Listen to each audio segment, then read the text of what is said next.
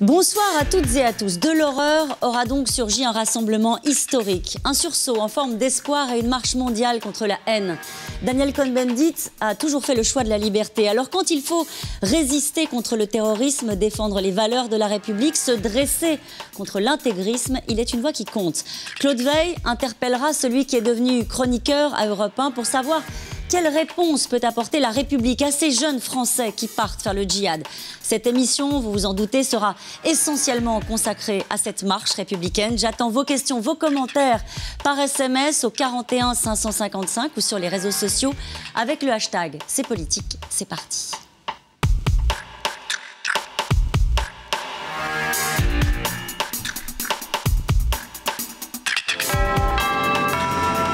Il est 7h. Bienvenue à tous. Édition spéciale, ce matin, nous sommes tous des Charlie. C'est un truc complètement fou, quoi. C'est un monde, voilà, qu'on voudrait pas, que je voudrais pas. Une partie importante de cette matinale sera évidemment consacrée à l'attentat perpétré Dany, hier dans... il voudrait changer le monde. À près de 70 ans, il n'a rien perdu de ses rêves, de son utopie. Tous les matins, depuis 1 an et demi, il les défend sur les ondes de la radio, avec sa plus belle arme, le verbe. Il est nécessaire de mettre les mots qui conviennent sur la barbarie. C'est ce que tient à faire Dany Cohn-Bendit ce matin. Les fondamentalistes ne supportent pas la liberté. Quand on défend la liberté, il faut défendre la radicalité de Charlie Hebdo, même si des fois, elle peut faire mal à tout le monde. De l'indignation et un ton caustique. Une chose que Cabu ne connaissait pas, c'est la haine. Surtout quand il évoque son copain Cabu et sa fameuse caricature. Voilà, Cabu, c'est lui qui avait fait ce fameux dessin publié en 2006 où l'on voyait le prophète Mahomet se tenant la tête entre les mains et disant « C'est dur d'être aimé par des cons ». L'humeur de Dany, c'est tous les matins à 8h-5. C'est encore plus dur d'être tué par des cons.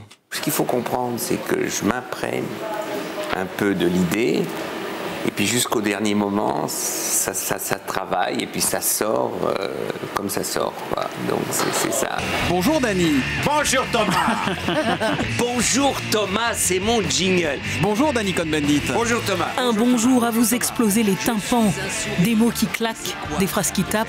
C'est ça le style Cohn-Bendit.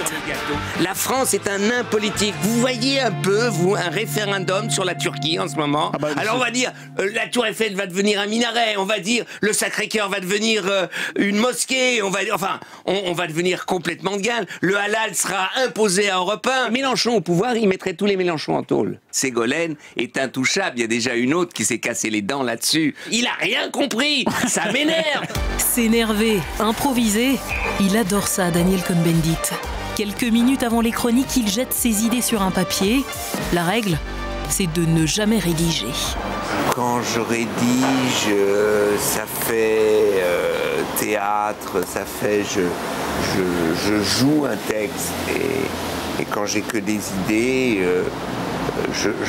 c'est moi qui parle.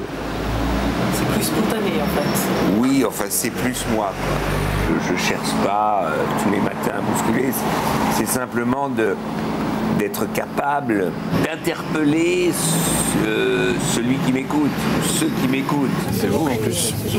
Ça va bien? Ça va. Et des fans, il en a. Ça va bien, oui.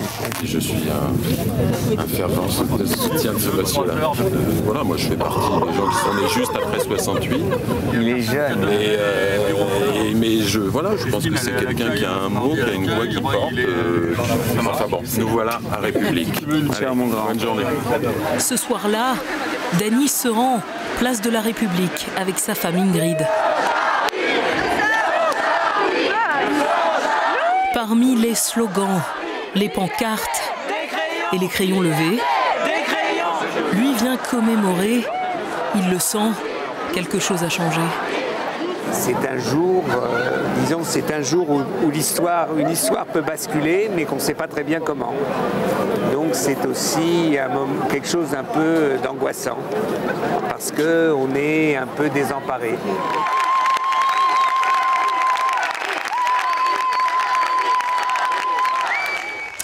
Bonsoir Daniel Cohn-Bendit. Bonsoir Caroline. Alors, lorsqu'on vous a invité, on voulait parler d'un autre défi, d'un autre enjeu pour l'humanité, c'était le climat. Et puis, l'histoire s'est accélérée. Nous allons évidemment consacrer l'ensemble de cette émission aux événements qui sont en cours et à cette marche républicaine qui est en cours en France, à Paris, avec plusieurs millions de Français mobilisés. Nous reviendrons sur les chiffres précisément. Ils avaient le dessein. Vous avez toujours eu le verbe, on l'a vu dans ce reportage, ce portrait de Laurence Aïda Diop. C'est la liberté qui fait descendre les Français, les Parisiens, j'allais dire le monde entier même, dans la rue aujourd'hui. Je crois que les Français aiment s'identifier à une certaine forme de rébellion, de dire non. Et Charlie Hebdo, il faut quand même le dire, quotidiennement, avant, Charlie, c'était pas un grand succès.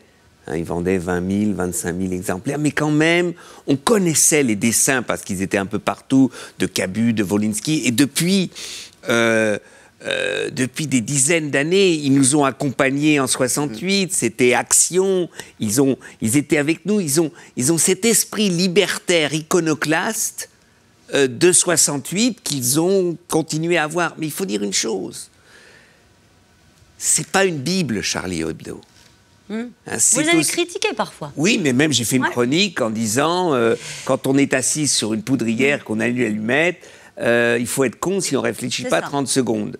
Oui, parce que... Vous la regrettez pas, cette phrase? Mais non. Le débat public, le débat, c'est pas d'être de Benny Oui, de n'importe qui, même pas de Charlie. Ils nous interpellaient. Des fois, j'adorais leurs défunts. Des fois, ça m'énervait. C'est ça, la liberté. Mais c'est ça qui est particulier, c'est que je pense que tous les gens qui sont là dans la rue aujourd'hui ne lisaient pas forcément Charlie Hebdo. Et pourtant, ils sont tous là aujourd'hui et ils ont tenu à être présents. Je vous posais la question, est-ce que c'est la liberté, égalité, fraternité? Est-ce que c'est ça qui fait qu'à un moment donné, un pays se soulève? Un pays se soulève pour une idée de liberté, une volonté de liberté et la peur. On a aussi peur du terrorisme. C'est une marche contre la peur? C'est aussi une marche pour dire ensemble, on peut résister à ces choses aussi effroyables, ces horreurs qu'on a vécues. Vous savez, nous sommes dans une société atomisée. Et quand on entend l'horreur de Charlie Hebdo, l'horreur du massacre à Charlie Hebdo, puis quand on entend après la prise d'otages de juifs, etc., les gens ont besoin de se retrouver ensemble. C'est une façon de conjurer le sort? C'est de conjurer, de dire ensemble on va y arriver. Ensemble on a envie d'y arriver. Parce qu'on a un idéal de liberté qu'on n'utilise pas toujours, mais qu'on veut que cette liberté, cette démocratie soit là. Et c'est ça, c'est pour ça qu'il y a des millions de personnes dans la rue qui disent nous sommes tous prêts, on veut cette liberté, on veut cela. Et en même temps, on a tellement dit ces derniers temps qu'il y avait un French bashing, que les Français ne s'aimaient pas. Il y a quelque chose, alors peut-être que le mot ne va pas vous plaire, que l'expression ne va pas vous plaire, mais une forme de grâce collective, de fierté. On a vu des visages souriants, c'est une journée qui est sombre, qui est une journée de deuil. Quand on est beaucoup, on est souriant. Vous savez, ça fait longtemps, il y a la grâce des manifestations. Je l'ai ressenti souvent dans ma vie, dans un moment comme ça. La solidarité, c'est quelque chose de chaud, c'est quelque chose de beau, c'est quelque chose d'enivrant. Et c'est vrai que les Français, il y a un masochisme aussi dans nos sociétés. Tout va mal, tous les matins, Europe 1, RTL nous donnent des infos effroyables, on est abattus. Vous savez, vous fermez la radio à la fin de la semaine, vous dites c'est horrible ce qui s'est passé encore cette semaine. Et puis tout d'un coup, on dit non, ça suffit, stop, ça c'était l'horreur de l'horreur, on n'en veut plus. Est-ce qu'à votre avis, cet élan-là, ce souffle-là, ce rebond, il peut durer? Ça, c'est la grande question. Ça, c'est la grande question. Ça va être, si vous voulez, le devoir de tous ceux qui parlent, qui écrivent, de continuer un dialogue avec les citoyens, tous les citoyens, pour après vraiment faire attention.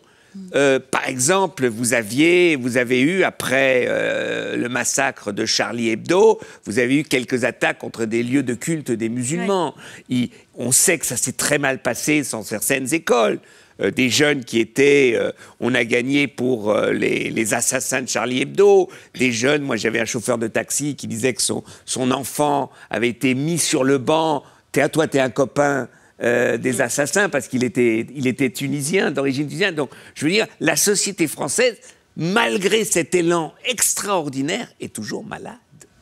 Elle est malade. Nous sommes une démocratie, nous sommes pour la laïcité, mais on sent très bien qu'encore il y a 3 jours, les repères de ce que ça veut dire n'étaient pas clairs pour tout le monde. Ça veut dire qu'aujourd'hui, quand on voit dans la manifestation des pancartes « Je suis Charlie, je suis juif, je suis musulman, je suis flic », il y a un collectif qui s'exprime là, mais qui demain matin n'existe plus? Je n'ai pas dit que ça n'existe pas. J'ai dit n'existerait plus. Je dis simplement, ce n'est pas sûr. C'est un travail à continuer. Moi, c'est formidable. Vous savez, quand il y a eu cette prise d'otage, par exemple, Libération a titré le lendemain 5 otages tués. Non. 4 juifs massacrés. Parce qu'ils ont pris des juifs et qu'on sait maintenant que Koulibaly à Montrouge voulait s'attaquer à une crèche. Qu'est-ce que vous voulez dire par là, Daniel? Je veux dire par là qu'il y a une somme d'horreur et qu'on doit collectivement comprendre. Charlie, les dessinateurs de Charlie sont morts pour leurs idées. On les a tués pour leurs idées, pour leur manière de voir, de critiquer, de vivre le monde, etc. Ça, les fascistes, l'islamo-fascisme ne le supportent pas. Les policiers sont morts par leur conscience de devoir. Les juifs sont morts simplement parce qu'ils étaient juifs. Et ça, c'est connu dans l'histoire. Et je veux dire que tout ça, il faut le récupérer et comprendre. En vous écoutant, vous êtes juif, vous écrivez en ce moment un livre d'ailleurs sur votre identité juive. En vous écoutant, j'ai le sentiment, je me trompe peut-être, que vous trouvez qu'on ne l'a pas assez dit, qu'on avait aussi massacré des juifs. Au début, oui, on ne l'a pas assez dit. Il a fallu... parce que c'est vrai qu'au début, on dit c'est horrible, des otages sont morts, mais on n'a pas conscience. Enfin, la France est le seul pays où des juifs ont été tués. Je veux dire, à part Israël, ces derniers temps. Mera. Bien sûr, une école juive. Après l'assassinat d'enfants juifs, il y a eu des grandes manifestations? Non. Comment vous l'expliquez, ça? Parce que c'est pas la République, parce qu'il y a des moments comme ça où on est horrifié, mais on n'a pas ce sentiment il faut se battre. Hein, quand en mai 68, des centaines de milliers de personnes ont dit « nous sommes tous des juifs allemands », j'étais le symbole de quelqu'un qui se battait. Les juifs ne se battaient pas, ils étaient simplement à la veille du Shabbat en train de faire leurs courses. Je vais vous poser une question claire. Est-ce qu'à votre avis, vous pensez qu'on aurait autant mobilisé si on avait fait une marche contre l'antisémitisme? S'il y avait eu une telle descente dans un centre juif comme ça en tuant, je crois, je l'espère, je n'en sais rien. Pour vous dire la vérité, mais c'est ça. C'est comme, il faut être vigilant, il faut dire qu'il y a des gens aujourd'hui qui s'attaquent à des lieux de culte des musulmans. Il faut dire, et tout à l'heure j'ai vu sur la 2, une femme avec un foulard qui dit « je suis d'abord française, après je suis musulmane ». C'est formidable, c'est très beau, ça il faut bien l'expliquer. Il y a d'autres, il y a des musulmans qui vont payer la note si on ne fait pas attention. Le problème, je ne voudrais pas jouer les rabat-joie, on vit un moment collectif très fort, un moment d'histoire, mais on entend, les juifs ont peur, les musulmans ont peur. Exact. Les Français, dans leur ensemble, ont peur. Eh bien, il faut que nous fassions comprendre à tout le monde que c'est ensemble qu'on peut justement sortir. Combien de fois on l'a dit, ça? Combien de fois on l'a dit? Ensemble, on peut sortir de la peur. Ensemble. Au fond, ça veut peut-être dire quelque chose aujourd'hui, mais quoi? Qu'est-ce qu'on met derrière ce mot? C'est d'ailleurs le mot qui est à la une du Parisien aujourd'hui. C'est qui veut dire? J'ai pas vu. Ensemble, c'est ça, ensemble. Oui, ben, ensemble, on est capable justement de se parler, de s'affronter politiquement des idées, parce que chacun, il y a des différents groupes politiques, il y a des citoyens qui ont des idées différentes, mais que ces idées, il faut que l'ensemble de la société, le collectif de la société, se sente responsable pour tous. On y arrivera si on arrive à faire passer ce message. La démocratie, elle est pour tous, et la responsabilité de l'ensemble, c'est pour tous les groupes, qu'ils soient musulmans, juifs, athées, croyants, bouddhistes, je sais pas quoi, sportifs, n'importe quoi, c'est ça. Et ça, on l'a peut-être pas assez dit, on l'a peut-être pas assez démontré, on n'a peut-être pas été à la hauteur des confrontations qu'on a eues. Voilà, bon, c'est pas parce que ça n'a pas marché que ça ne marchera jamais. Vous savez, hein, un grand exemple de l'histoire de France. Pendant 2 siècles, on a refusé de donner le droit de vote aux femmes.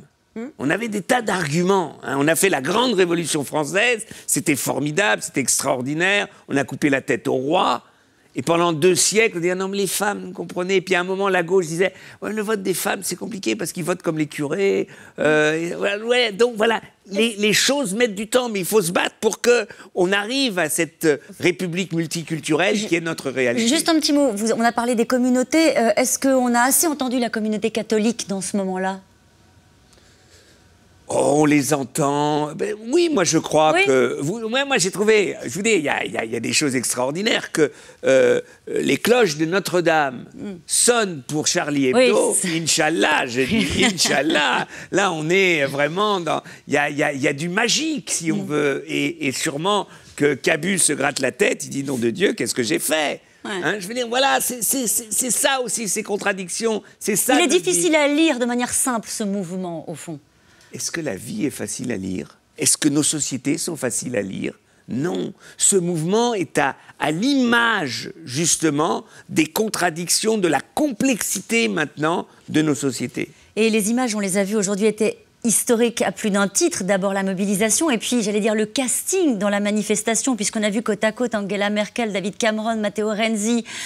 voilà, et d'autres que je ne cite pas, Mahmoud Abbas, Benyamin Netanyahou, l'ensemble de la classe politique française était réunie. C'est le peuple de France, pour le coup, qui n'a attendu personne et qui s'est dressé contre la barbarie. Je vous propose de regarder le reportage de François-Xavier Rigaud. Près de 3 heures avant le départ du cortège, la place de la République est déjà noire de monde. Tous scandent le même slogan. Je suis Charlie. Charlie, liberté! Charlie, liberté! Charlie! Vous êtes là, monsieur, aujourd'hui? Bien sûr. Pourquoi? Bien sûr, pour défendre les libertés, pour défendre la démocratie. On s'est battu pour avoir la démocratie. Faut la défendre. Régulièrement, la foule entonne la Marseillaise. Certains, pour l'occasion, ont même écrit un nouveau couplet. Et sinon, jamais nous n'oublierons l'Algérie et Charlie. Liberté, Charlie. On est tous Charlie. Le monde entier est Charlie. Les citoyens affluent par milliers. Bientôt, toutes les avenues de l'Est de Paris sont bondées. Au même moment, quelques centaines de mètres plus loin, François Hollande, entouré de plus de 50 chefs d'État du monde entier, s'apprête à battre le pavé. Parmi eux, les principaux leaders européens, Angela Merkel, Matteo Renzi, Mariano Rajoy ou encore David Cameron. Image symbolique, le leader palestinien Mahmoud Abbas, presque bras dessus, bras dessous, avec le Premier ministre israélien Benyamin Netanyahou. 15 heures, le cortège se met en marche sous les applaudissements de la foule.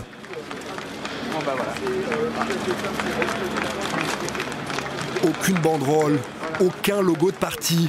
Pourtant, de très nombreux élus français de tous bords politiques, à l'exception du Front National, sont présents aujourd'hui dans le cortège. Un seul mot d'ordre, unité nationale. Salut Stéphane.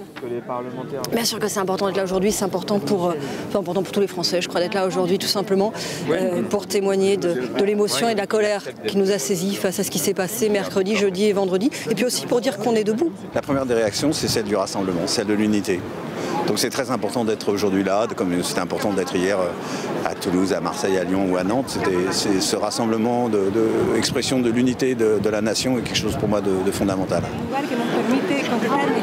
Le leader du Front de gauche, Jean-Luc Mélenchon, manifeste lui, entouré de militants espagnols. Alors ce sont nos amis espagnols. Il y a de tous les partis politiques de l'Europe qui sont représentés. Voici mes camarades de Izquierda Unida. Dans notre malheur, nous sommes frappés à l'endroit qui nous permet de donner le meilleur de nous-mêmes.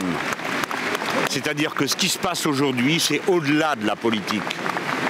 Je ne le dis pas par mépris de la politique, je suis un combattant politique. Mais il s'agit de quelque chose qui correspond au plus profond de l'identité des Français, c'est-à-dire leur patriotisme républicain. Les gens, ils sont là pour la liberté, pour l'égalité, pas contre. Avant de quitter le cortège, François Hollande va saluer les proches des victimes.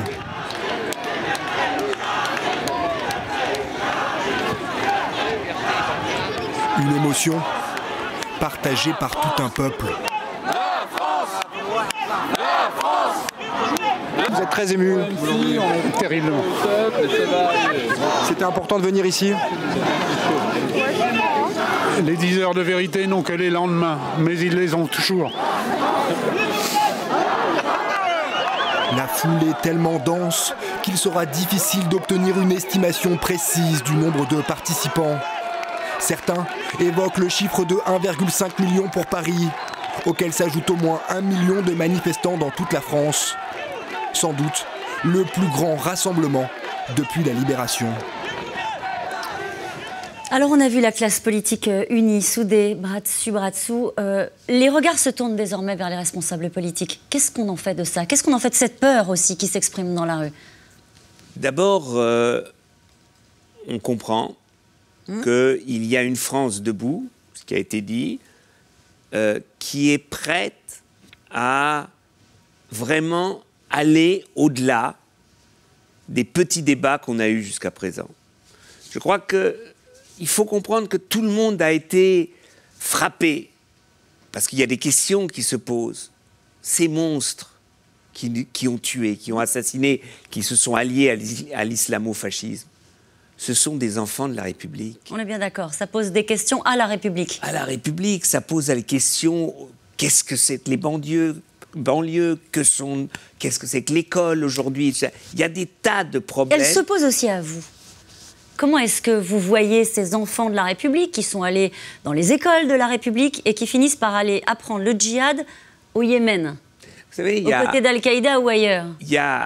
Moi, c'est comment je vois la chose. Je dis, ces jeunes, plus ou moins, ils sont plus jeunes maintenant. Il y avait un vide existentiel, une désorientation, un désespoir, je ne sais pas quoi. Puis une interprétation, une idéologie. Une idéologie est venue se greffer là-dessus. Aujourd'hui, c'est l'islamo-fascisme. Il y a eu un moment le stalinisme.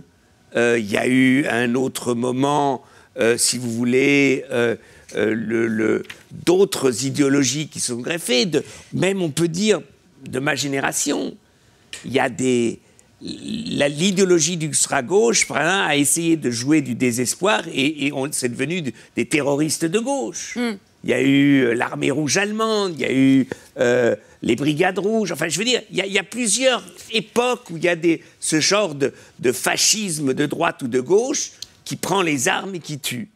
Et cela veut dire qu'il y a quelque chose qui cloche. Il y a quelque chose pour moi qui cloche. Mais qui cloche où? Qui cloche dans le désespoir, dans l'injustice. Si, vous savez, ça fait 20 ans que des sociologues écrivent et disent dans les banlieues, c'est une bombe à retordement, il y a une telle désillusion, une telle inégalité, un tel désespoir, ça ne va pas aller bien. Puis on se réveille et dit, effectivement, ce sont des petites bombes, et puis ces bombes ont explosé. Donc, il faut... Ça veut dire que c'est un condensé de tous nos problèmes, problèmes d'intégration, c'était des Franco-Algériens de deuxième génération, problème des quartiers, problème de l'école. Des quartiers, de ce qu'on investit, ce qu'on est prêt à investir, à partager pour sortir justement ces lieux du désespoir. On pourrait ajouter la prison. Alors les prisons, alors il y a des films, vous connaissez Le Prophète. Si vous voyez Le Prophète, vous avez le profil de ce qui s'est passé. Nos prisons sont des écoles du terrorisme. Donc, je ne dis pas qu'il ne faut pas mettre les gens en prison, j'en sais rien, je suis pas juste, mais si on a des prisons, eh ben, il faut qu'on y investisse de l'argent pour ceux qui rentrent en prison sortent différemment et non pas sortent en pire, comme c'est le cas aujourd'hui. Pardon, ça fait tellement d'années qu'on entend dire que ce sont des endroits de radicalisation. Qu'est-ce qui fait qu'aujourd'hui, après ce qui vient de se passer, on aura une classe politique qui peut s'emparer de ces sujets liés les uns les autres, l'école, les quartiers, les prisons? Est-ce que vous dites... Ça pourrait paraître un peu naïf, mais unité nationale sur 5 grandes questions? Moi, je crois. Vous savez, la grande réforme des écoles, dans une autre situation, dans des pays comme la Finlande, c'est fait la gauche et la droite ensemble. Je crois qu'il y a des grandes réformes sur l'école, sur les prisons, peut-être sur la réforme, sur les banlieues, où la droite et la gauche peuvent se mettre d'accord d'un grand plan, d'un grand plan d'investissement pour justement que ça cesse d'être ce que c'est aujourd'hui. Et je crois que c'est dans l'intérêt de la droite et de la gauche. C'est pas dans l'intérêt de la droite qui est à l'opposition aujourd'hui que ça continue comme ça parce qu'ils changeront rien après. Et que je crois que la maladie de nos politiques, c'est des fois, il y a des fois des propositions de bon sens qui viennent de gauche. Et c'est pas parce qu'on est dans l'opposition à droite qu'on doit tout de suite dire non. Et il y a des propositions de bon sens qui viennent de droite. C'est pas parce qu'on est au pouvoir, la majorité de gauche aujourd'hui, qu'il faut dire non. Je crois que peut-être une journée comme ça peut changer un peu le climat politique. Je dis pas gauche-droite, je dis pas que ça soit la même chose, mais il y a des moments de sursaut. Est-ce que là où vous étiez il y a encore quelques temps, vous avez été engagé politiquement? Est-ce que vous dites aujourd'hui, j'ai pas fait assez? J'ai pas pris en compte ce problème-là dans les quartiers, on l'a négligé. Avec Europe Écologie Les Verts, on n'en a pas fait un sujet suffisamment porté. Est-ce que vous faites un mea culpa aussi là-dessus, vous, en tant qu'homme politique? Sûrement, puisqu'on n'a pas réussi, on a été mauvais. Je veux dire, on a eu un discours sur les banlieues et tout ça, mais quand il s'agissait à Europe Écologie d'intégrer, par exemple, la France multiculturelle, on était maintenant, celui-là est meilleur, et tu sais, on voyait que c'était... Il y avait de la naïveté? De la difficulté, de la naïveté, de l'arrogance. Oui, tout ça, évidemment, les écologistes sont à la même enseigne que tous les partis politiques. On sait que vous défendez les libertés, c'est ce que je disais en commençant cette émission, mais va se poser aujourd'hui une question, la sécurité. On va le répéter, les Français qui sont dans la rue, je pense, ont été effrayés, ont peur de cette menace terroriste. Est-ce qu'il va falloir changer les règles pour ces gamins qui n'en sont plus, qui quittent le territoire, qui vont apprendre à faire la guerre contre les démocraties, qui reviennent en France? Est-ce que vous êtes prêts à renoncer à un peu de liberté pour de la sécurité, pour davantage de sécurité? Dit comme ça, en général, on peut dire oui ou non, ça ne change rien. Je m'excuse. Bon, alors, par exemple, il y a des gens qui disent qu'il faut remettre en cause Schengen et la liberté de circuler. Mais non. En Allemagne, y compris. Certains le disent. Si vous prenez le problème de nos jeunes, alors quoi, vous allez mettre des frontières entre la banlieue et Paris? Ils ne viennent pas du Moyen-Orient, ils ne viennent pas de Pétalaouchnok, ils viennent de nos banlieues. Donc, je veux dire, ce n'est pas si simple. Alors, par exemple, là où il y a un débat, où là je suis prêt à dire il faut aller plus loin, c'est par exemple les données de ceux qui prennent les avions. C'est vrai que là, on est aujourd'hui à un moment où on aurait pu éviter que Mme Boumedienne partent de France, prennent un avion à Madrid pour Istanbul, pour maintenant rejoindre la Syrie. Là, c'est vrai que tous ensemble, nous devons, avec des spécialistes, et non pas des politiques qui parlent au nom des spécialistes, savoir ce qu'aujourd'hui est nécessaire, par exemple dans la récolte des données pour les voyages, des choses... Ça, c'est pas possible au niveau européen, en l'occurrence, c'est l'Europe qui freine. Non, pour l'instant, c'est le Parlement européen qui bloque. C'est vrai, mais là, je suis prêt à dire que les parlementaires européens pourraient, aujourd'hui, peuvent avoir une autre réaction si on cible bien ce qu'on veut faire. Est-ce qu'il faut terroriser les terroristes, comme l'avait dit en son temps Charles Pasqua? Est-ce que vous iriez jusque-là? Est-ce que vous aussi, Daniel Cohn-Bendit, vous réclamez de la fermeté, une république implacable, comme l'a dit Jacques Chirac? Mais enfin, je veux dire, ça, c'est le genre de phrase vraiment ridicule. Excusez-moi. Les terroristes, ils savaient très bien ce qui les attendait. Ils savaient très bien que c'est la mort. Qu'est-ce qui fait plus peur pour quelqu'un de sensé que la mort? Ils savaient très bien qu'en rentrant à Kalachnikov, dégommer 15 personnes, puis partir dans la nature, s'ils se font prendre, ils sont dégommés. La République est implacable. C'est pas vrai qu'elle est faible. Non, mais elle n'est pas faible, on l'a vu. C'est avant qu'ils ne passent aux actes, on est bien d'accord. Mais c'est toute cette histoire de la peine de mort. Vous croyez qu'il y a moins de crimes aux États-Unis parce qu'il y a la peine de mort? Ils sont terrorisés. On leur dit, si vous faites quelque chose d'abominable, vous serez tués. Est-ce que ça diminue le nombre d'attentats, le nombre de crimes en général? C'est pas vrai qu'on bouge pas. On peut pas faire n'importe quoi. Il faut d'abord, il y a plusieurs choses. Il faut une police capable. Elle l'est pas? Elle l'est, mais elle l'est pas. Le problème qui s'est posé là, c'est qu'on a arrêté la surveillance, disons, spéciale pour les deux frères il y a 6 mois. Pourquoi? Parce que si vous avez 300 personnes, je ne sais pas combien il faut surveiller, il y a entre 10 et 15 policiers en par civil, personne. Par personne, ça fait 3 000 à 4 000, vous vous rendez compte un peu? Donc voilà, c'est ça le problème. Le problème, oui, il faut plus de moyens pour la police. Oui, il faut plus de solidarité, d'égalité, que justement la fureur, l'aigreur retombe, parce qu'il y a un autre espoir dans la société, et ensemble, on pourra peut-être sortir du marasme. Est-ce qu'on est en guerre? Non. En Syrie, on est en guerre. Vous savez, hein, moi je dis, c'est horrible ce qui s'est passé. On a raison. Mais en même temps, Boko Haram a tué plus de 1000 personnes, 1000, je dis, 1000, 2 villages éradiqués. En même temps, l'IS a massacré, a violé. C'est là qu'il y a la guerre. Ils nous font pas la guerre, là? Les djihadistes? Non, non, la guerre, c'est quand il y a une véritable volonté et possibilité d'éradication d'une partie de la population.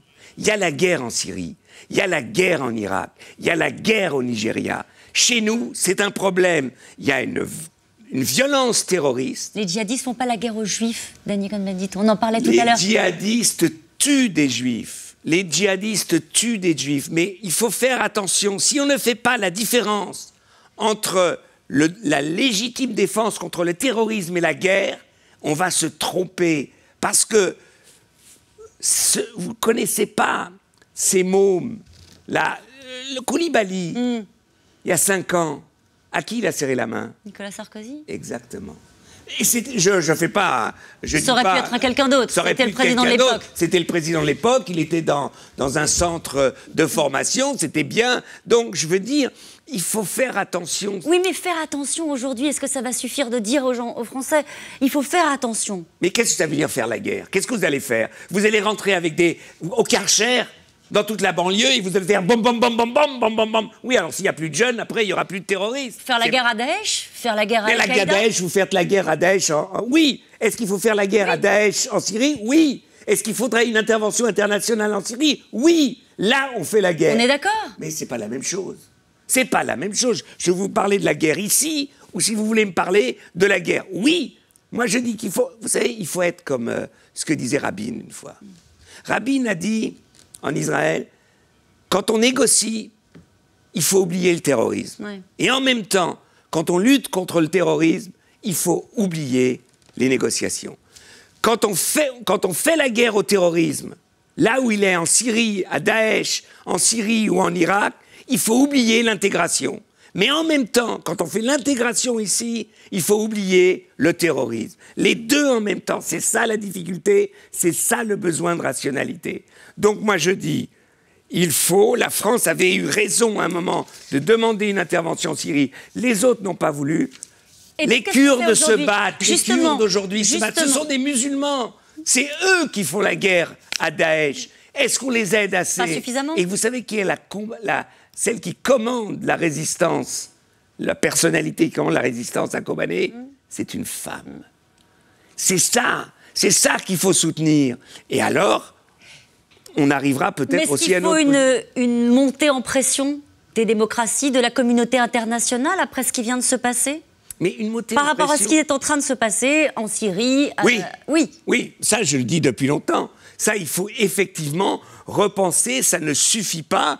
Et si M. Lavrov, qui était là aujourd'hui, est contre le terrorisme, parce qu'il n'est sûrement pas venu pour la liberté d'expression, entre parenthèses, défendre la liberté de la presse avec M. Orban, avec M. Bongo, avec M. Lavrov, etc. Vous n'avez pas leur place dans le cortège? J'ai pas dit ça, j'ai dit que ça me fait sourire. D'accord. Hein, j'ai le droit de sourire quand même de temps en temps. Vous avez le droit de sourire. Et de dire... Il paraît qu'être ensemble, ça fait sourire, c'est ce que vous m'avez dit tout à l'heure. Je voudrais vous montrer une photo. 3 policiers morts pendant ces derniers jours. Franck Brensolaro, garde du corps de Charmes, Ahmed Merabet, brigade VTT de Paris, et Clarissa Jean-Philippe, policière municipale. Ça vous touche? Comment est-ce que vous réagissez, vous, l'homme de 68, quand vous voyez ces hommages aux forces de l'ordre en ce moment? Ça, c'est vrai que aujourd'hui, d'abord, c'est la France multiculturelle. Hein? Oui, bien sûr. Ça, il faut le voir aussi. C'est-à-dire, c'est la France que j'aime. Ils sont policiers. Ouais. C'est vrai que ces jours-ci, le terme de police républicaine, de garde républicain, a repris tout un sens. Et c'est vrai qu'une génération, mais ça a changé depuis longtemps, notre rapport avec la police a changé. La police, c'est pas simplement le représentant de l'État, c'est aussi la police protège. Ça ne veut pas dire que la police a toujours raison. Faut faire la part des choses. En démocratie, c'est ça qui est bien mais difficile, c'est que les institutions de la République peuvent faire des erreurs, et alors il faut que la démocratie soit capable de juger, mais que ces policiers sont à l'image d'une France qu'on aime. Je vous laisse entre les mains de Claude Bey, qui revient tout juste de la manifestation, de la marche républicaine. Claude. On arrive. Bonjour Daniel Cohn-Bendit, et même bonjour Dany, puisque nous sommes dans une journée de fraternisation. La France que vous aimez, la France que vous incarnez, dont vous êtes peut-être même le symbole, la France multiculturelle et tolérante, a gagné aujourd'hui une formidable bataille. Je dirais même qu'elle a subi, elle a réussi victorieusement un formidable crash test, comme on dit dans l'automobile. C'est-à-dire que... Ou sur les banques. Ou sur les banques. C'est-à-dire qu'elle a été attaquée dans son principe même, et au fanatisme, elle a répondu par la tolérance, et à la volonté de dresser les populations les unes contre les autres, elle a répondu par la fraternisation. C'était ça aujourd'hui. Il y a un message du 11 janvier 2015, et tout le monde dit ça ne pourrait pas être après comme c'était avant. Mais ça n'était pas, au fond, prévisible, ça n'était pas évident que la France réagirait comme ça. Parce que cette France-là, c'est la même qui a déroulé le tapis rouge à Marine Le Pen, en tête aux élections. C'est la même France qui a acheté à 500 000 exemplaires le bouquin de Zemmour. C'est la même France qui s'est apprêtée à panthéoniser quasiment les élucubrations littéraires de Michel Houellebecq. Bon, on n'a pas changé de pays. Comment on fait maintenant pour gérer ça? Toutes ces contradictions, toutes ces tensions qui existent dans la société française, elles ne se sont pas évaporées par miracle cet après-midi. Les tensions, elles sont toujours là, non? Oui, mais je crois que ce qui s'est montré aujourd'hui, Marine Le Pen fait 20-25%. Zemmour vend 500 000 exemplaires. Houellebecq va en vendre 500 000. Il y a eu aussi une autre France qui existait. Cette France était individualisée. Elle avait perdu espoir. Le désespoir de la gauche au pouvoir, la droite républicaine au pouvoir, c'était pas Jojo non plus. Donc elle était désorientée. Et à un moment, justement, ce qui s'est passé, ce massacre de Charlie Hebdo, ce massacre des Juifs, eh bien les gens se sont dit c'est pas possible, on peut pas laisser. Et de l'individualisation, ils ont retrouvé un sens du collectif. Et c'est cette autre France. Là, on est dans l'émotion du moment. On est dans la fraternisation du chagrin, du deuil et du chagrin. Oui. Comment on transforme ça politiquement? Comment est-ce qu'on se fonde là-dessus pour transformer cet élan en mouvement? Allez, soyons... Je vous nomme ministre de la Cohésion nationale. Après tout, puisque vous aimez tant cette France diverse. Je vous nomme ministre de la Cohésion nationale. Qu'est-ce que vous faites qui n'a pas été fait? Je reviens un petit peu sur les questions qui ont été posées par Caroline, mais c'est des interrogations que tout le monde se pose. Et se poser cet après-midi dans la rue. J'en ai parlé avec des gens de gauche et de droite. Et maintenant, qu'est-ce qu'on fait avec ça? Eh bien, on fait... Alors, je suis ministre de la Cohésion nationale. Moi, ça me plairait bien. Je ne sais pas si vous acceptez le ministère. Absolument. Allons-y. Vous prenez des responsabilités et des risques. Premièrement, je réunis le plus grand nombre d'associations dans les quartiers. Et je leur demande ce qu'ils font. Je donne un exemple. À Soissons, je vous donne un exemple tout bête. Il y a, on m'a raconté ça hier, hein, il y a dans les quartiers, ils font du sport. Ils organisent, mais c'est des jeunes multiculturels. La municipalité, ou c'est une petite ville à côté de Soissons, parce que je ne veux pas dire, ne leur donne pas d'argent. Je veux dire, ce travail quotidien de mettre des jeunes ensemble, de cette expérience sportive, on ne leur donne pas d'argent. Donc je vois où il y a des besoins que ceux qui travaillent, eh bien, avec ces jeunes, eh bien, ils ont les moyens d'aller plus loin, de les sécuriser, de faire ensemble du sport et les devoirs, de l'aide scolaire en même temps, donc de sortir un peu du canal traditionnel de l'activité sociale. Je veux dire, ça, par exemple, bon, je réunis un peu les... Deuxièmement, je parle avec les représentants du culte, moi qui suis athée, hein, vraiment, hein, je leur dis, écoutez, je suis athée, je ne vais pas me mêler de quelle est la bonne religion, mais comment, ensemble, on discute, comment on fait que on respecte les religions et que les religions respectent les athées. Qu'il n'y ait pas les religions attirent ou n'attirent pas, mais que le discours de la religion, c'est aussi un discours de l'ouverture. Et puis, je vais en puissance, je l'ai fait quand j'étais adjoint au maire des affaires multiculturelles à Francfort, il y avait 30% d'émigrés. Vous savez, je me suis colté le nez des mosquées. J'ai été dans des mosquées et j'ai dit, écoutez, vos enfants, vos filles ont le droit de choisir leur mari, ont le droit d'avoir une formation professionnelle. C'est-à-dire, il faut mettre un réseau de débats en permanence, de discussion, pour montrer que aujourd'hui, dans nos sociétés, par exemple, l'apostasie ne peut pas fonctionner. Tout le monde a le droit d'être religieux. C'est-à-dire le fait de quitter sa religion. Et en même temps, je vous dis, je veux relancer une discussion sur le foulard en France. Je vous donne un exemple. Vous rouvrez le débat du foulard? Mais je vais vous dire pourquoi. Imaginez une Française. C'est pas de la dynamite, comme vous disiez tout à l'heure? Si, c'est de la dynamite, mais des fois, il faut désamorcer la dynamite. Un parti français, disons les Verts, ont une candidate qui a un foulard. Elle est élue. Elle arrive à l'Assemblée. On lui dit non. Oui. Et l'abbé Pierre? Vous, qu'est-ce que vous lui dites? L'abbé Pierre, il était comment à l'Assemblée? En soutane. Est-ce que c'était laïque? En soutane, il était. Et c'était juste, il était élu. Je dis qu'aujourd'hui, je ne sais pas si après, je veux discuter. Pourquoi?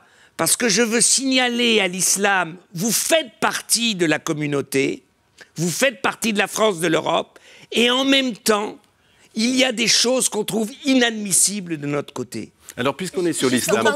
Sur le voile, c'est intéressant ce que vous dites, Danny Cohn-Bendit. Vous rouvrez le débat, mais pour l'emmener où? Pour l'emmener vers la situation. Nous acceptons, parce qu'en fait, il y a une cinquantaine d'années, les femmes portaient des foulards. Et quand on disait, je veux dire, il y a 80, c'était pas bien pour une femme. Oui, mais pourtant, ce multiculturalisme, il est battu en brèche partout, y compris en Allemagne.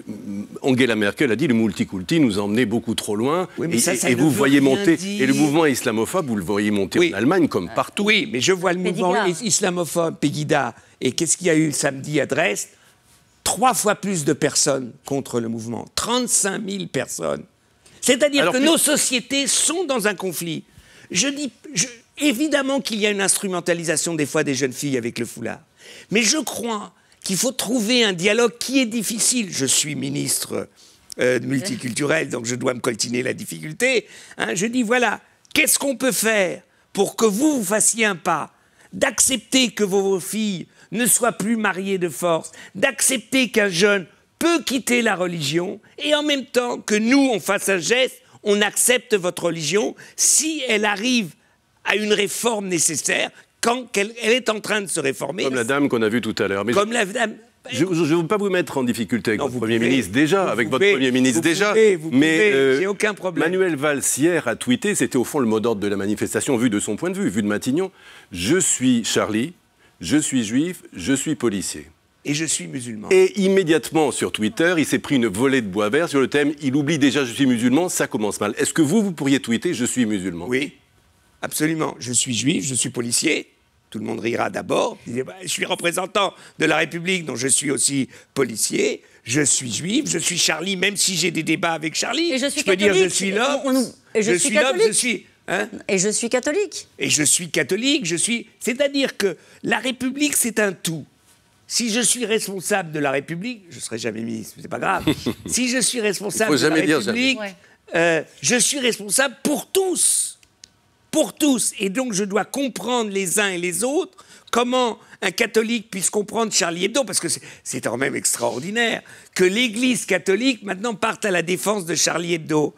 Ouais, je veux dire, c'est le monde à l'envers. Et en même temps, ça a une signification. C'est qu'on est en train de comprendre qu'une société comme la nôtre est tellement diverse, tellement différente, que la science de mettre ensemble, c'est la science de mettre ensemble les différences. Pardonnez-moi, mais je reviens sur cette question de voile, parce que ce que disait Claude Weill, c'est vrai que c'est un débat qui pourrait hystériser une France telle qu'elle est aujourd'hui. Il faudrait de nouveau autoriser le port du voile dans les lieux publics. Je veux d'abord discuter sur ce qu'il y a derrière. J'avoue que j'étais contre la loi. J'avoue que la loi a calmé le jeu. Donc je ne suis pas débile tout de suite. Hein. Mais d'un autre côté, ma femme est enseignante en Allemagne. Elle avait des élèves avec des voiles. Elle a fait un truc extraordinaire. Elle a fait à la mémoire, parce qu'en Allemagne, le problème, c'est la mémoire. Donc elle a fait un groupe de travail avec ses élèves. Donc il y avait des jeunes musulmanes avec des Allemands et tout ça. Rechercher les enfants qui étaient dans le lycée où elle était, les enfants juifs. Et ils ont fait une boîte noire, c'était extraordinaire. Et bien les jeunes filles, tout le monde discutait, c'était pas un problème, ils étaient d'accord. Et après, ils voulaient discuter sur la discrimination qui existait dans les pays arabes ou pas. Je veux dire, d'un autre côté, vous comprenez, on dit nous le foulard, mais on dit en même temps, parce qu'on est conséquent, notre meilleur allié c'est l'Arabie saoudite qui fouette quelqu'un qui a osé poser quelques critiques contre... On est inconséquent. On est radical contre certains musulmans ici et on est complètement inconscient quand il s'agit de l'Arabie saoudite parce que le pétrole est moins cher. Deux petites questions encore, si Caroline le permet. Vous étiez... Merci Caroline. Vous trouvez qu'on avait eu tort d'exclure Marine Le Pen de ce rassemblement. Vous le pensez toujours? Non, moi j'ai dit qu'on a eu tort de poser la question comme ça. D'ailleurs, après, ils l'ont fait. Je veux dire, c'est pas une manif. On dit les manifs, au début, c'était Cambadélis. Les partis de gauche appellent. C'est idiot. On appelle les citoyens à dire non à l'horreur. À partir de là, c'est aux citoyens de décider. Si Marine Le Pen vient, elle vient. Mais le lui dire, t'es pas invité. Je veux dire, c'est complètement idiot. On invite tout le monde ou personne. Que maintenant, il y a des tas de gens, peut-être, qui ont manifesté aujourd'hui, j'en sais rien, qui ont voté dans la France, qui ont voté pour le Front National. Est-ce que ça nous a dérangés? Donc, Ménard, qui était à Paris aujourd'hui, bon, il a manifesté, et alors? Je veux dire, quand même, c'est gonflé. D'un côté, on ne dit pas Marine Le Pen, mais alors on a regardé la brochette des chefs d'État, où... Il n'y a pas que des parangons de vertu. Il n'y a pas... Voilà, c'est ça. Non, moi, je veux dire... Faut bien comprendre. Je ne sais pas s'il faut, à la fin, rouvrir le débat sur le foulard. Je veux simplement dire que la France a des interprétations différentes de la laïcité, et je reprends l'exemple de l'abbé Pierre en soutane à l'Assemblée nationale. Une toute dernière question, très vite, si vous voulez. Cambadélis a dit, ça rejoint votre thématique, il faut monter en gamme dans la lutte contre le racisme, l'islamophobie et l'antisémitisme. Est-ce que cette montée en gamme peut se faire par la gauche contre le reste de la France? Non. Ou est-ce qu'il faut absolument maintenir cet arc républicain qu'on a vu dans la rue cet après-midi? Est-ce que ça doit être un travail transpartisan? La lutte suprême contre le racisme, l'antisémitisme, c'est la lutte contre les nazis. On est d'accord? Qui était le symbole. De Gaulle, dans la lutte contre les nazis, c'était de l'extrême gauche à l'extrême de tous ceux qui voulaient lutter contre le racisme, l'antisémitisme et l'islamophobie. Eh bien, je dis... La rose et le réséda, celui qui croyait au ciel et celui qui n'y croyait pas. Exactement. Et c'est des sujets majeurs. C'est pas la gauche elle-même. Il y a de l'antisémitisme et du racisme aussi dans la gauche. Il y a des gens qui sont radicalement contre l'antisémitisme, le racisme, qui sont à droite. Je veux dire, le bon n'est pas à gauche ni à droite. Le mal est partout et le bon est partout. C'est ça le problème, et c'est ça qui est fascinant quand on fait de la politique. Alors justement, un mot de politique, et pour clore cette séquence avec quelques photos, enfin une photo en particulier d'un président. Alors celle-ci, oui, bien sûr. Non, alors on va la garder peut-être, celle des dessinateurs de Charlie Hebdo, parce que c'est celle qui nous a remarqué cette semaine. Vous en connaissiez certains très bien. Est-ce que vous croyez que le journal va pouvoir survivre? Est-ce que vous allez, comme certains l'ont déjà fait, prendre un abonnement? Comment est-ce qu'on peut faire pour qu'il survive à ce qui vient de se passer? Oui, leur grand problème, c'est pour ça que je ne sais pas, c'est qu'il faut retrouver une rédaction. Alors, c'est pour un numéro spécial, tout le monde va les aider. Mais sur la durée. Sur la durée, l'hebdomadaire, c'est quelque chose de lourd, et je l'espère. Je veux dire, c'est ça tout le défi, et ça dépend de leur intelligence. Vraiment, je ne sais pas, mais oui, il faut qu'on prenne des abonnements, et à eux de trouver, disons, le savoir-faire intellectuel pour chaque semaine faire un hebdo. On l'a vu furtivement, le voilà, François Hollande en situation, en gestion de crise. Est-ce que cette semaine, il est devenu président de la République réellement? Est-ce que ça a changé son mandat, ce qui vient de se passer? Alors écoutez, j'étais souvent très critique de François Hollande, président. Oui, il a été cette semaine un président à la hauteur. Il a fait ce qu'il fallait faire, il a trouvé les mots, les gestes, du début à la fin. Et je crois que les Français ont découvert un président à l'écoute. Est-ce que ça va changer la donne? Est-ce que ça va lui permettre d'être différent sur les problèmes de l'économie, du chômage? Je n'en sais rien. Mais en tout cas, c'est dans ces grandes épreuves que des personnalités, donc des présidents, montrent leur dimension. Et là, François Hollande a montré une dimension de président. Alors, le dernier chiffre que je vous livre, 3 300 000 manifestants français mobilisés, on va dire, en France, sur l'ensemble du pays. Aussi, c'est vrai. Il y avait des étrangers, il y avait des Européens. Et on l'a vu, l'Europe, là, pour une fois. Et c'est extraordinaire. Moi, je crois que c'est un tournant, peut-être pour l'Europe aussi. La présence des chefs d'État européens. La présence. Il y avait des Verts allemands. Je veux dire, c'est vrai, vous n'avez pas... Ils n'ont pas Verts allemands, mais il y avait... De partout sont venus des gens de Bruxelles, d'Amsterdam, de Berlin, etc. Les Européens se sont concernés et ils veulent cette Europe multiculturelle. Ils la veulent, ils veulent la défendre et ils étaient présents. Donc c'est vrai que c'était la majorité des Français de toute obédience. Ils n'étaient pas seulement blancs. Et il y avait des Européens et il y avait un symbole. C'est pour ça que j'oublie certains chefs d'État. Et je trouve que c'était important que ces chefs d'État disent « pour nous aussi ». Alors, il y en a qui voulaient que lutter contre le terrorisme, mais ça, c'est la vie, et que la liberté d'expression n'était pas tout à fait leur problème. Et toutes les questions qu'on a évoquées ensemble se poseront aussi à la communauté européenne en matière de lutte contre le terrorisme notamment. Nous allons passer, si vous voulez bien maintenant, aux questions des téléspectateurs. Qu'est-ce qui a changé dans le monde, selon vous, depuis que vous faites de la politique ? Depuis que je fais de la politique, la mondialisation est devenue une toute autre réalité. C'est-à-dire qu'aujourd'hui, vous ne pouvez plus poser les problèmes pays par pays, nation par nation. Si nous voulons défaire le terrorisme, si nous voulons nous attaquer au réchauffement climatique, nous avons besoin de l'Europe. Alors l'Europe ne fonctionne pas, d'accord. Alors il faut changer l'Europe. Mais sans l'Europe, on n'y arrivera pas. Cette marche peut-elle changer la face de l'histoire? Oui, peu. Peu. Ça dépend ce qu'on en fait. Ça dépend ce qu'on en fait. Ça dépend si on est tous à la hauteur, si les politiques sont à la hauteur, si les citoyens sont à la hauteur. Pas simplement ça veut dire quoi pour les citoyens eux-mêmes d'être à la hauteur? Eh bien, quand il y a une décision difficile parce qu'on veut partager, de dire oui, c'est nécessaire. Quand il y a une décision difficile parce que peut-être on doit prendre moins la voiture, ou peut-être on doit faire ceci, eh bien, c'est nécessaire d'écouter, de ne pas dire simplement moi, mais de dire moi et nous, et de trouver un nouvel équilibre entre le moi et le nous.